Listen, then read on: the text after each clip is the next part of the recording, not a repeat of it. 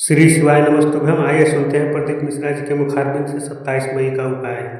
श्री शिवाय नमस्तुभ्यम। हर हर महादेव। दोस्तों, आप सभी लोग जानते हैं कि 27 मई 2026 यानी बुधवार को पड़ रही है ज्येष्ठ अधिक मास महीने की पद्मिनी एकादशी तिथि। और दोस्तों, ये वो तिथि है जो ज्येष्ठ महीने में पड़ने वाली सबसे बड़ी तिथि है, क्योंकि यह बुधवार के दिन पड़ रही है। और इस दिन पद्मिनी एकादशी का व्रत भी रखा जाएगा और इसका बहुत ही बड़ा और विशेष महत्व होता है। पूज्य गुरु जी ने कहा है, अगर कभी भी मौका लग जाए और ज्येष्ठ महीने की एकादशी तिथि बुधवार को पड़ जाए तो आप लोगों को 1 दीपक और 11 चावल के दाने वाला उपाय तो अवश्य ही करना चाहिए। और इन दोनों का संयोग बहुत ही कम आता है। और दोस्तों, पूज्य गुरु जी ने अपनी शिव महापुराण की कथा में बताया है, इस दिन आपको 11 चावल दाने वाला उपाय तो अवश्य ही करना चाहिए, क्योंकि ऐसा दिन पूरे साल में सिर्फ एक ही बार आता है। और दोस्तों, आप सभी लोग जानते हो कि बुधवार एकादशी का अगर सबसे बड़ा कोई उपाय है तो वो 11 चावल के दाने वाला उपाय है। तो दोस्तों, इस एकादशी के दिन आप लोगों को इस 11 चावल दाने वाले उपाय को जरूर करना है। बहुत सारे लोग होंगे जिन लोगों ने इस उपाय को न किया हो, मतलब पूरा साल निकल गया और उन्होंने किसी भी दिन इस 11 चावल के दाने वाले उपाय को न किया हो। पर दोस्तों, आपके पास एक आखिरी मौका बचा हुआ है जो कि 27 मई के दिन है। तो इस दिन आप लोगों को इस वाले उपाय को जरूर कर लेना है। भले ही आपने पूरे साल भर इस उपाय को ना किया हो, पर अगर आपने इस ज्येष्ठ महीने में पड़ने वाली पद्मिनी एकादशी के दिन अगर इस वाले उपाय को कर लिया तो आपको इस उपाय को करने का वो फल मिलेगा जिसकी आपने कभी कल्पना भी नहीं करी होगी। इसीलिए आप लोग इस वाले उपाय को एक बार जरूर कर लेना, ताकि आप लोगों के हाथ से यह मौका ना जा सके और आपको इस उपाय को करने का फल मिल सके। दोस्तों, यह उपाय पंडित जी ने अपनी अभी की ही शिव महापुराण की कथा में बताया है, जिस उपाय को आज हम आपको बहुत अच्छे से समझाने वाले हैं। इस वीडियो को देखने के बाद इस उपाय को समझने के लिए आपको कोई और वीडियो को देखने की जरूरत नहीं पड़ेगी। तो चलिए दोस्तों, उपाय को शुरू करते हैं। देखिए, यह इस ज्येष्ठ महीने के बुधवार के दिन यह इतना खास होता है, इतना महत्वपूर्ण होता है।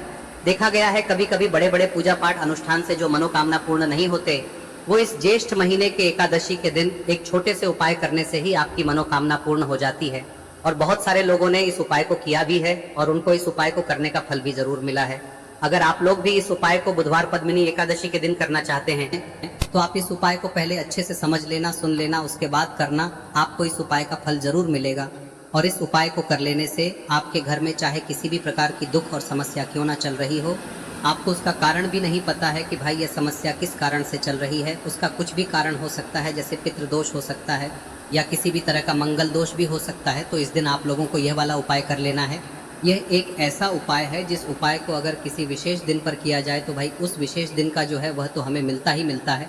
पर हमने उस दिन पर इस उपाय को किया है तो हमें उससे भी बड़ा फल मिलता है, और फल बहुत जल्दी मिलता है, क्योंकि आप इस उपाय को बहुत ही बड़े और विशेष दिन पर कर रहे हो। तो चलिए अब उपाय के बारे में बात करते हैं, लेकिन उससे पहले आप लोगों को यह जानना आवश्यक है कि आखिर यह उपाय किस समय करना है, किसको करना है और कैसे करना है।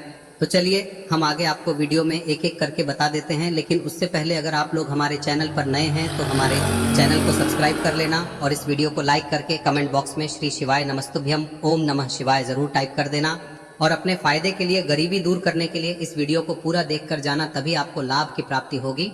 यदि आज आपने वीडियो को बीच बीच में से देखा, काट काट कर देखा, तो आपको जीवन में कभी सफलता हासिल भी नहीं। तो दोस्तों, इस 11 चावल के दाने वाले उपाय को हमें इस पद्मिनी एकादशी के दिन कैसे करना है, किसको करना है, किस समय करना है और कहां पर करना है, ये सारे सवालों के जवाब आपको इस वीडियो में मिल जाएंगे। और जो ये वीडियो देखेगा भाई, उसको 11 चावल के दाने वाला उपाय जरूर करना चाहिए, क्योंकि इस दिन एक चावल के दाने का भी बहुत ही बड़ा और विशेष महत्व होता है। और जब बात आ जाए 11 चावल के दाने की, तो ये सोने पे सुहागा वाली बात हो जाती है और ये एक बहुत ही बड़ा उपाय हो जाता है इस बुधवार पद्मिनी एकादशी व्रत का। तो अब दोस्तों, इस 11 चावल के दाने वाले उपाय को आखिर करना किसको है, सबसे पहले हम लोग वो बात जान लेते हैं। तो देखो, घर की जो बड़ी माताएं बहनें होती हैं, उन माताओं बहनों में से कोई भी एक बड़ी माता बहन इस वाले उपाय को कर सकती है। और दोस्तों, अगर आप चाहें तो अपने घर में से सभी सदस्यों को भी इसको करवा सकते हैं। अगर किसी व्यक्ति की खुद की कोई मनोकामना है, खुद की कोई दुख और परेशानी है जो कि वो अपने लिए ही करना चाहता है इस वाले उपाय को, तो वह खुद अपने लिए भी कर सकता है। बाकी अगर कोई घर में से ऐसा है जो कि अपने पूरे घर परिवार की सुख और शांति के लिए ये वाला उपाय करना चाहता है, तो भाई वो भी कर सकता है, उसमें भी कोई दिक्कत वाली बात नहीं है। कहने का मतलब यह है कि इस उपाय को हर के सदस्य भी कर सकता है और पूरे घर परिवार के सदस्य के लिए घर की बड़ी माताओं बहनों में से कोई एक माता बहन भी कर सकती है। माताएं बहनें अगर घर में उपस्थित ना हो या वो ये वाला उपाय ना कर पा रही हो, तो फिर घर का कोई बड़ा सदस्य भी इस 11 चावल के दाने वाले उपाय को कर सकता है। चाहे फिर वो पुरुष ही क्यों ना हो, उसमें कोई भी दिक्कत वाली बात नहीं है। अब दोस्तों, इस 11 चावल के दाने वाले उपाय को हमें करना कहाँ पर है? हमें इसे शिव जी के मंदिर में जाकर करना है। बहुत सारे लोग प्रश्न करते हैं उपाय को करते समय, क्या हम इस उपाय को घर पर कर सकते हैं? तो इस वाले उपाय को आप घर पर नहीं कर सकते हो। इस वाले उपाय को करने के लिए आपको शिव जी के मंदिर ही जाना पड़ेगा। उसके बाद में दोस्तों जो अगला प्रश्न निकल कर आता है वो ये आता है इस उपाय को लेकर कि आखिर इस उपाय को हमें किस समय करना है, सुबह के समय करना है कि शाम के समय करना है? तो देखो, इस वाले उपाय को आप लोग सुबह के समय भी कर सकते हो और शाम के समय प्रदोष काल में भी कर सकते हो। अब अगर आप पूछो कि भाई सबसे उत्तम समय कौन सा रहेगा इस 11 चावल के दाने वाले उपाय को करने का, तो हम आपसे बस यही कहेंगे कि इस उपाय को आप सुबह के समय करेंगे तो ज्यादा बेहतर होगा। बाकी अगर प्रदोष काल शाम के समय भी करेंगे तो भी अच्छा होगा, उसमें कोई भी दिक्कत वाली बात नहीं है। तो अब दोस्तों जो अगली सबसे बड़ी और महत्वपूर्ण बात आती है वो ये आती है कि सुबह अगर हम उपाय को करेंगे तो हमें कितने बजे से लेकर बजे तक के बीच में करना है, और शाम के समय प्रदोष काल में करेंगे तो हमें कितने बजे से लेकर कितने बजे के बीच में करना है। तो देखो, सुबह जितनी जल्दी हो सके आप उपाय को करने की कोशिश करना। बाकी अगर किसी कारणवश लेट भी हो जाओ, थोड़ी देर भी हो जाए, तो 10 या 11 बजे तक भी आप उपाय कर लेना, पर 12 बजे से ज्यादा देरी ना हो। ठीक है, इस बात का ध्यान रखना। उसके बाद में दोस्तों अगर शाम के समय प्रदोष काल की बात करें, दोष काल का जो समय है होता है वो शाम के 6 बजे से शुरू हो जाता है। मतलब शाम के 6 बजे से लेकर 7 बजे के बीच का जो समय होता है ये समय प्रदोष काल का समय होता है। पर अभी जो मौसम चल रहा है इस मौसम में जो है शाम बहुत देरी से होती है, तो आप इस उपाय को 7 या 8 बजे के बीच में भी कर सकते हो। मतलब शाम के 6 बजे से रात 8 बजे के बीच में आप कभी भी इस वाले उपाय को कर सकते हो, उसमें कोई भी दिक्कत वाली बात नहीं है। अब दोस्तों यहाँ पर इस उपाय को लेकर एक और सबसे बड़ी बात ये निकल कर आती है कि इस 11 चावल के दानों को हमें लेना कहाँ से होता है, और हमें इस उपाय को करने के साथ में क्या और कुछ भी सामग्री ऐसी होती है जो शिव जी के मंदिर लेकर जानी है। तो देखो यहाँ पर हम आपको बता दें, सबसे पहले आप लोग ये जान लो कि ये जो 11 चावल के दाने वाला उपाय है, सिर्फ और सिर्फ आप उपाय की सामग्री लेकर कभी भी शिव जी के मंदिर मत जाना, क्योंकि हमें भगवान के सामने ये नहीं दर्शाना है कि अगर हम भगवान शिव जी के मंदिर आए हैं तो अपने फायदे के लिए आए हैं। तो इसलिए जो भी पूजन सामग्री है उपाय सामग्री है 11 चावल के दाने, इसके साथ में आपको पूजन सामग्री भी जरूर लेकर जाना है। देखो, अगर सुबह के समय उपाय कर रहे हो तो सीधी सी बात है, 1 लोटा जल तो आप लेकर जाओगे ही जाओगे। वही 1 लोटा जल अगर मिट्टी का जल हो तो बहुत अच्छा रहेगा। मिट्टी का जल कैसे बनाया जाता है इसके लिए हमने पहले से बहुत सारी वीडियोस बना दी है। आपके पास इस दिन एक आखिरी मौका रहेगा मिट्टी का जल शिवजी पर चढ़ाने का और उपाय को करने का, बहुत बड़ा आपको इस दिन फल मिलेगा। तो इसलिए इस दिन हो सके तो भाई मिट्टी का जल चढ़ाना, तो अपने साथ में कम से कम 1 लोटा जल तो आपको लेकर जाना ही जाना है। अगर मिट्टी का जल नहीं है तो घर का जल भी आप इस्तेमाल कर सकते हो।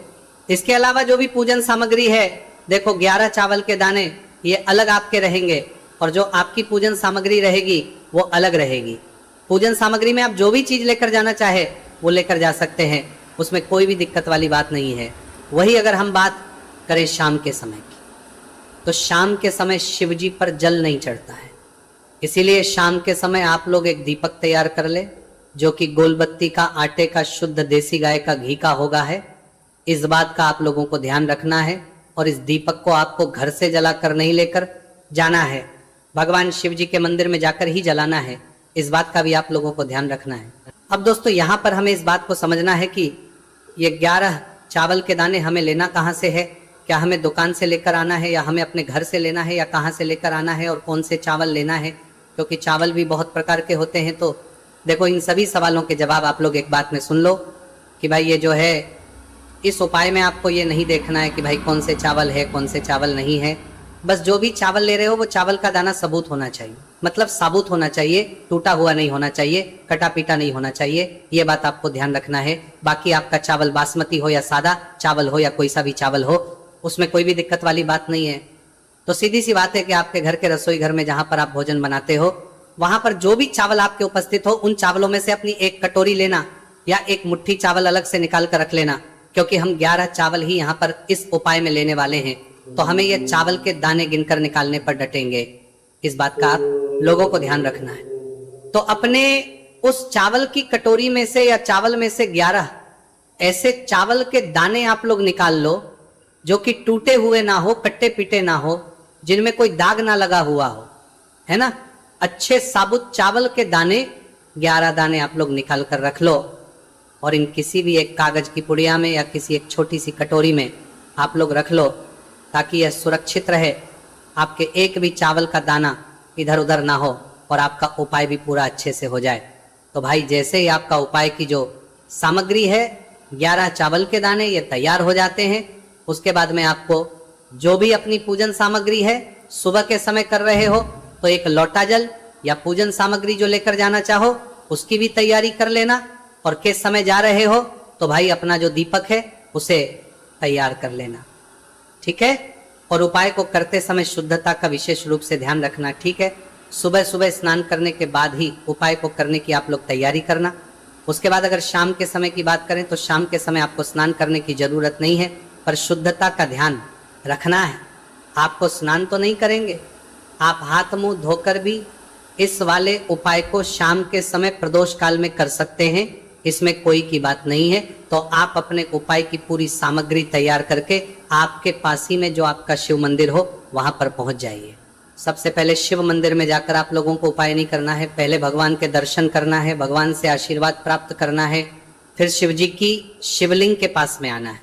शिवलिंग के पास में आने के बाद आप जो पूजन सामग्री लेकर आए हुए हैं, जैसे कि सुबह गए हुए होंगे तो एक लोटा जल और जो भी पूजन लेकर आए हैं आप उनसे भगवान शिव जी की पूजन कीजिए। सबसे पहले तो एक लोटा जल ही चढ़ेगा, उसके बाद में आपकी पूजन सामग्री चढ़ेगी। उसके बाद में अगर दोस्तों शाम के समय अगर आप इस उपाय को कर रहे हो तो अपने साथ में कम से कम एक जो दीपक है गोलबाती का जो आप अपने साथ में लेकर गए हो उस दीपक को मंदिर में जाकर अपनी माचिस से जलाना है और उस दीपक को शिवलिंग के पास में रखना है, ठीक है। इस दीपकों के बाद ही आप लोगों को अपना ये वाला उपाय शुरू करना है और दीपक को ज्यादा पास में मत रखना। वैसे भी गर्मी पड़ रही है, भगवान शिव जी को आंच नहीं लगनी चाहिए, है ना।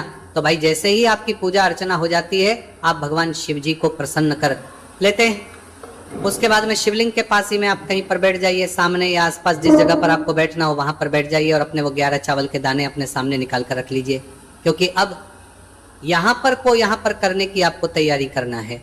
और इस तरीके से जब आप उपाय करेंगे पूजन सामग्री करने के बाद, पूजन अर्चना करने के बाद, तो आपको उपाय का फल बहुत जल्दी और बहुत बढ़ा होकर मिलेगा।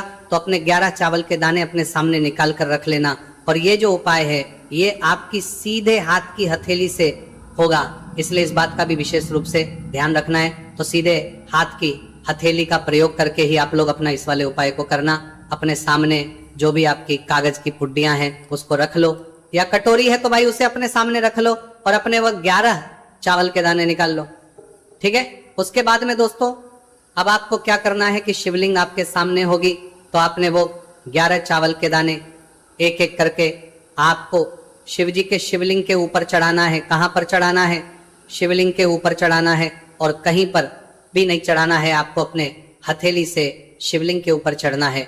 भले ही फिर वो अपने आप जलाधारी पर गिर जाए या मतलब वहीं पर गिर जाए, उसमें कोई दिक्कत वाली बात नहीं है, पर आप चढ़ाओ शिवलिंग के ऊपर ही। तो आपको क्या करना है, अपना पहला चावल उठाना है, श्री शिवाय नमस्तुभयम बोलना है और शिवलिंग पर चढ़ा देना है।